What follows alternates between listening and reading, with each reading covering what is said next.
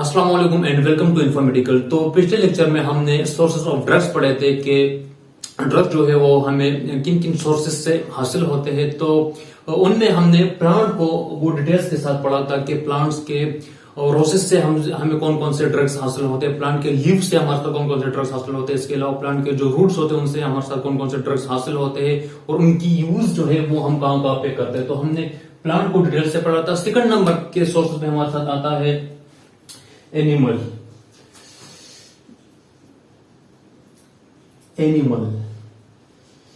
तो animal source में हमारे साथ इसकी सबसे पहली एग्जांपल जो है वो है इंसुलिन। इंसुलिन हमारे साथ क्या फंक्शन करता है? ये हमारी बॉडी में जो ग्लूकोज का लेवल है उसको मेंटेन रखता है। अब एक शख्स के ब्लड में ग्लूकोज का लेवल हाई हो जाए, पेनक्रियाज में जो बीटा सेल्स होते हैं उनसे इंसुलिन तो खारिज नहीं होता, अगर खारिज हो भी जाए तो वो उस तरह से काम नहीं करता, परफॉर्मेंस उस तरह से नहीं करता। तो उस कंडीशन में हम इंसुलिन लेते हैं। तो इंसुलिन फिर लेबोरेटरी में वो सेफ रखते हैं और फिर वहां से लेकर वो अक्सर चमड़े में लगा लेते हैं या इस रीजन में या फिर यहाँ पे वो इंजेक्ट कर लेते हैं। तो जो डायबिटिक पेशेंट होते हैं वो इंसुलिन का यूज करते हैं। तो इंसुलिन का यूज हम एनिमल सोर्स से हम लेते हैं, मुख्तलिफ एनिमल से लिया जाता है। इसके अलावा एनिमल्स का जो दूसरा एग्जांपल है वो है थायराइड ग्लैंड।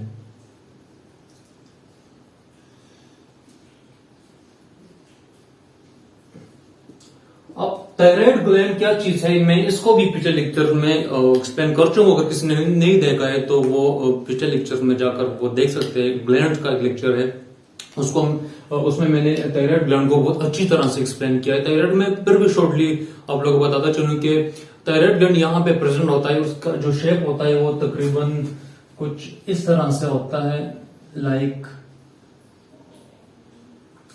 बटरफ्लाई शेप का।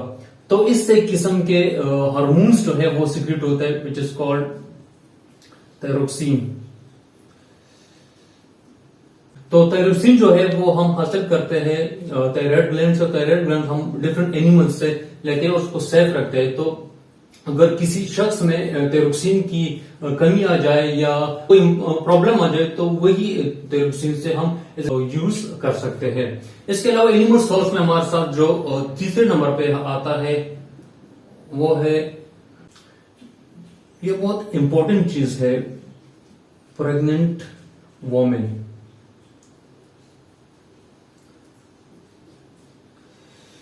प्रेग्नेंट वोमेन जो होती है वो इसकी यूरिन में खास किस्म के हार्मोन सिक्रेट होते हैं which is called HCG। HCG का खास किस्म के हार्मोन्स होते हैं जो कि हमारे साथ प्रेग्नेंट वोमेन के यूरिन में सिक्रेट होता है और एक खास स्पेसिफिक टाइम पे ये सिक्रेट होता है। HCG का मतलब है ह्यूमन पोरियोनिक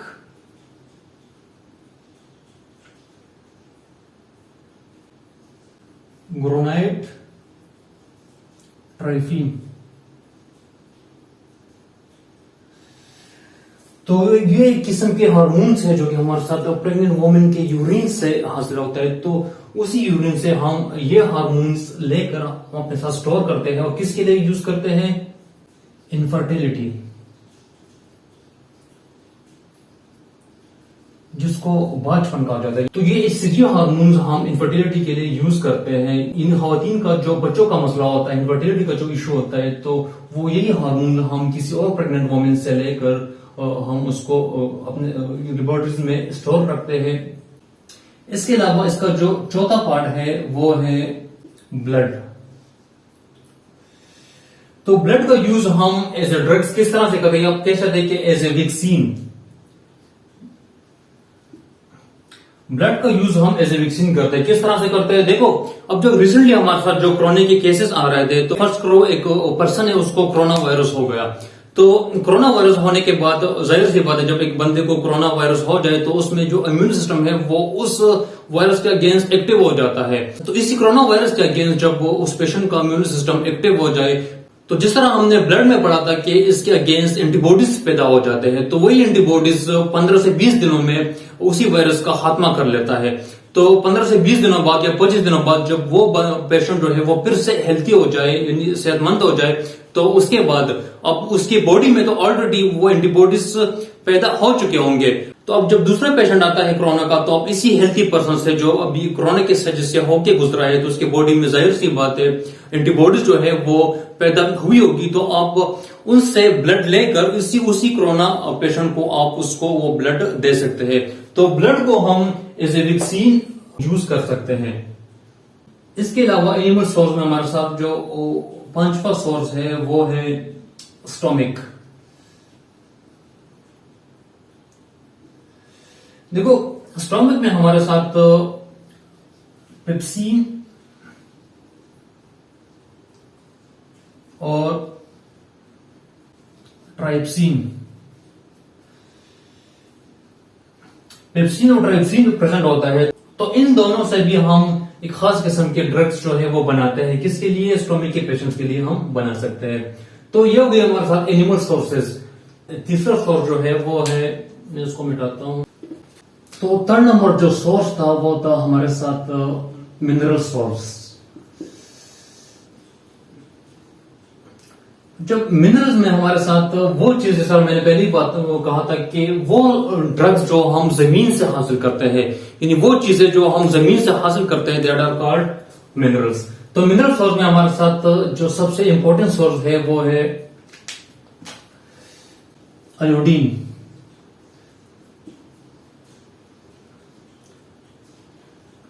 यह बात याद रखना कि आयोडीन हमारे साथ एंटीसिपेटिक है। एंटीसिपेटिक यानी जर्म्स के अगेंस्ट से काम करता है। आयोडीन या फ्लोरीन की एग्जांपल ले लें आप, फ्लोरीन। ये दोनों हमारे साथ क्या है? ये हमारे साथ एंटीसिपेटिक है। यानी कुछ इलाके ऐसे होते हैं कि वहां का पानी जो है वो पीने के काबिल नहीं होता, तो उसी इलाके के जो पानी होते हैं उसमें अगर आप फ्लोरीन के कुछ ड्रॉप्स डाल दें तो वो उससे सारे जरासीम जो होते हैं वो खत्म कर लेते हैं, तो फिर वो पानी जो है वो पीने के काबिल बन जाता है। इसके अलावा मुख्तलिफ किस्म के और भी हमारे साथ मिनरल्स सोर्सेस है, उसमें कैल्शियम आता है। तो कैल्शियम जो कि आप सबको पता है ये हमारे बोन्स के लिए बहुत ज्यादा इंपॉर्टेंट होता है, मसल्स के लिए बहुत ज्यादा इंपॉर्टेंट होता है, बोन्स एंड मसल्स। और भी ये हमारे बॉडीज में मुख्तलिफ जगहों पे मुख्तलिफ काम करते हैं। तो बोन्स एंड मसल्स के लिए हमारे साथ कैल्शियम का होना बहुत ज्यादा जरूरी है। इसके अलावा पोटेशियम है, यह भी हमारी बॉडी के लिए बहुत ज्यादा इंपॉर्टेंट है। एक्शन पोटेंशियल,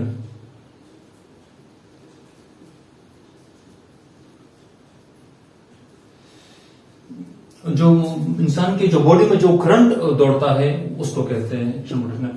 इसके अलावा कैल्शियम, पोटेशियम, सोडियम है जो कि हमारी बॉडी में जो ब्लड प्रेशर है उसके लिए बहुत ज्यादा इंपॉर्टेंट है। तो मिनरल सोर्स में एक और सोर्स आता है जो कि जिसका नाम है जिंक। जिंक बहुत ज्यादा इंपॉर्टेंट है किस चीज में, ये बात याद रखना, क्योंकि आजकल ये बहुत ज्यादा आम हो चुका है। जो बाल गिरते हैं, अगर किसी इंसान में जिंक की डिफिशियंसी आ जाए तो उसके जो बालों का जो गिरना होता है वो स्टार्ट हो जाता है। तो बालों के लिए जिंक मिनरल जो है वो बहुत ज्यादा इंपॉर्टेंट होता है।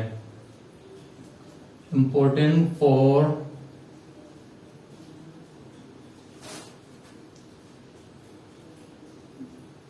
हेयर्स।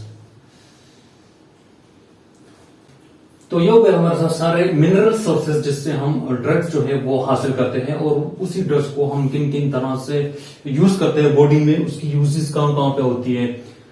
तो मिनरल सोर्स के अलावा हमारे साथ जो चौथा सोर्स है वो है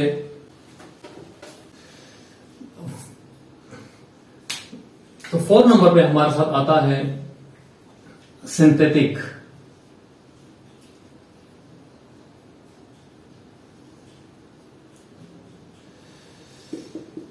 सिंथेटिक हमारे साथ क्या चीज है? देखो, जब हम प्लांट से ड्रग्स लेते हैं और उससे हम उसके न्यूक्लियस और उसकी स्ट्रक्चर में मुख्तलिफ किस्म के वो बहुत ज्यादा चेंजेस कर लेते हैं, यानी उसी ड्रग्स को हम फुल चेंज करके उससे एक नई चीज बना लेते हैं, तो that are called synthetic source. याद रखना, इसमें हमारे साथ स्ट्रक्चर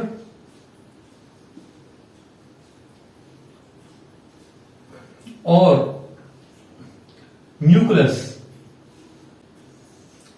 यानी स्ट्रक्चर और न्यूक्लियस इसका चेंज करके जब हम एक नई चीज बनाते हैं तो दैट आर कॉल्ड सिंथेटिक।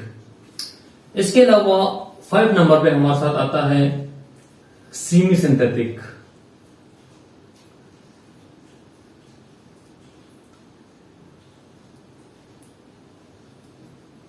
तो सेमी सिंथेटिक में हमारे साथ क्या होता है कि इसमें हमारे साथ सिर्फ और सिर्फ जब हम एनिमल्स या प्लांट से जब हम ड्रग लेते हैं तो उसमें हम सिर्फ और सिर्फ उसका स्ट्रक्चर चेंज करते हैं।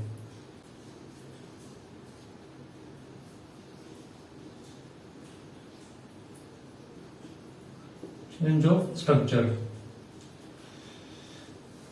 देखो, सिंथेटिक में हम स्ट्रक्चर और न्यूक्लियस दोनों को चेंज करके एक नई चीज बना लेते थे। सेमी सिंथेटिक में हम सिर्फ और सिर्फ उसका स्ट्रक्चर चेंज करते हैं।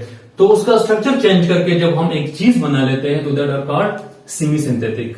इसके अलावा 6 नंबर सोर्स पे हमारे साथ आता है माइक्रो ऑर्गेनिजम्स।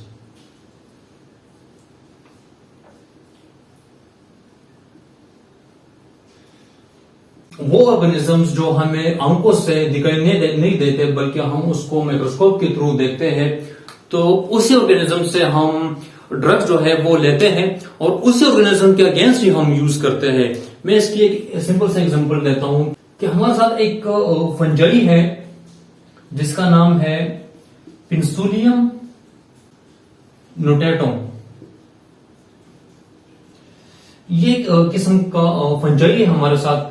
तो इसी फंजाई से हम एक किस्म का ड्रग बना लेते हैं जिसका नाम है इंसुलिन।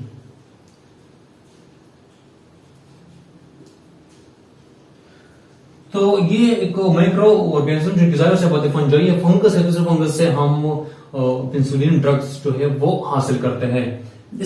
तो इसी माइक्रो ऑर्गेनिज्म का जो दूसरी चीज है वो है एसिनोबैक्टीरिया।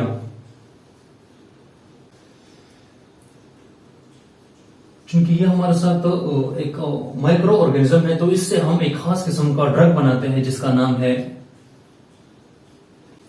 स्ट्रेप्टोमायोसिन। स्ट्रेप्टोमायोसिन। तो ये ड्रग जिसका बहुत ज्यादा यूजेस है, ये हम एसिनोबैक्टीरिया से ही लेते हैं। इसके अलावा तो ये पेंसुलिन जो मैंने इसके जिक्र किया हमारे साथ एंटीबायोटिक है।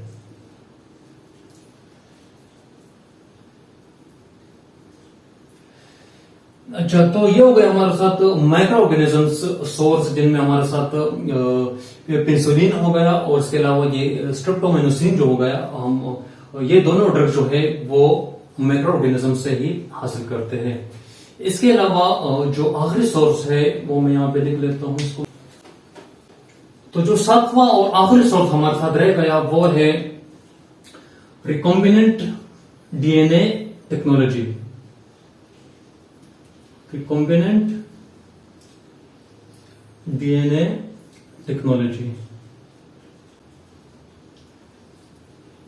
तो रिकॉम्बिनेंट डीएनए टेक्नोलॉजी जो कि आजकल हमारे साथ बहुत एडवांस टेक्नोलॉजी है और मोस्टली ड्रग्स भी हमारे साथ इससे ही बनते हैं। आजकल जो इंसुलिन है वो भी इससे तैयार होते हैं। तो इसकी एग्जांपल में अगर आप लोगों को दूं कि जितने भी हमारे साथ जो वैक्सीन होते हैं, हम जो वैक्सीन लगाते हैं, फर्ज करो एक बच्चा है वो हमारे साथ पैदा हो जाते हैं, तो उस बच्चे को हम मुख्तलिफ किस्म के वैक्सीन जो है वो लगाते हैं। तो वो सारे वैक्सीन हमारे साथ रिकॉम्बिनेंट डीएनए टेक्नोलॉजी में आता है। अब फर्ज करो एक वैक्सीन है जो हम मोस्टली यूज करते हैं मीजल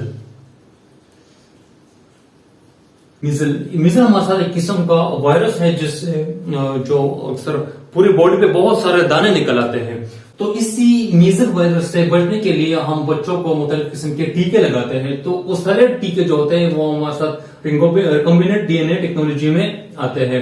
तो इस टेक्नोलॉजी से हमारे साथ बनते हैं। तो जिस तरह मैंने पहले ही बताया कि एक किस्म की बीमारी है जिससे पूरा बॉडी जो है वो दानों से भर जाता है। इसी मीजल से बचने के लिए बच्चों को हम मुख्तलिफ किस्म के टीके लगाते हैं। तो वो सारे टीके हमारे साथ रिकॉम्बिनेंट डीएनए टेक्नोलॉजी से ही बनते हैं। अच्छा, अब ये वैक्सीन बनते किस तरह से है वो थोड़ा सा टफ है, लेकिन मैं आप लोगों को बताने की कोशिश करता हूँ। इंशाल्लाह ये टॉपिक अगर अगले लेक्चर में आएगा तो मैं इस पे एक अलग सा लेक्चर बनाऊंगा, लेकिन फिर भी मैं शॉर्टली आप लोगों को बताता चलता हूँ कि फर्स्ट ऑफ ऑल हमारे साथ एक लिविंग ऑर्गेनिज्म है या एक वायरस है, हम उसका आरएनए हम लेते हैं और उसका आरएनए लेकर हम एक दूसरे ऑर्गेनिज्म के डीएनए से कंबाइन कर लेते हैं। तो जब ये दोनों आपस में कंबाइन हो जाए तो ये हमारे साथ यहाँ पे ग्रोथ कर लेता है। तो जब ये ग्रोथ कर ले तो जाहिर सी बात है जब ये ग्रोथ करेगा तो इसका आरएनए जो हमें चाहिए होता है तो वो भी इससे बढ़ता रहेगा। तो वो आरएनए फिर हम इसी मीजल वायरस के अगेंस्ट जो वैक्सीन तैयार होता है उसमें हम यूज करते हैं। तो इस तरह से हमारे साथ ये सारे वैक्सीन जो होते हैं वो हमारे साथ रिकॉम्बिनेंट डीएनए टेक्नोलॉजी के थ्रू ही बनते थे। तो ये थे हमारा सारे सोर्सेस ऑफ ड्रग्स के हम ड्रग्स जो है वो किन किन चीजों से हासिल करते हैं, वो सारे सोर्सेस मैंने आप लोगों के साथ बताई। उसके साथ दो तीन एग्जांपल्स भी मैंने दी और वो सारे ड्रग्स के यूज भी मैंने आप लोगों को बताई। तो यह था आज का हमारा टॉपिक। इंशाल्लाह फिर मिलते हैं नेक्स्ट लेक्चर में, तब तक के लिए अल्लाह हाफिज।